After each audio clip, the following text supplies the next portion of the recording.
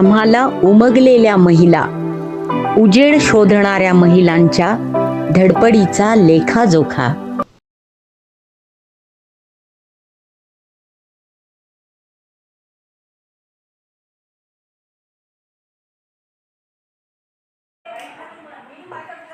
आठ मार्च 2026 या दिवशी आम्ही आंतरराष्ट्रीय लेवलवरती महिला दिन साजरा करत असतो दरवर्षी.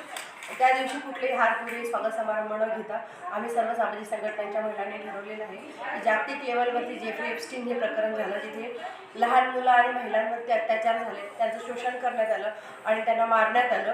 त्या वाईट कृत्याच्या निषेधार्थ आम्ही यवतमाळ जिल्ह्यामध्ये 8 मार्चला एक रॅली करतो आहे. यामध्ये भारतातलीही काही मोठी पदं किंवा काही मोठी व्यक्ती सहभागी आहे, ज्यामध्ये हरदीप सिंग पुरी आणि लंबाणी यांचे नाव आले. हरदीप सिंग पुरी यांच्या त्यांच्या दोन्ही मुलींची कंपनी आहे, ज्यामध्ये जेफ्री एप्स्टीनचे शेअर्स आहेत, पैसा आहे. इतके पुरावे समोर आल्यानंतर सुद्धा हरदीप सिंग पुरी यांनी अजूनही राजीनामा दिला नाही किंवा शासनाने राजीनामा घेतला नाही.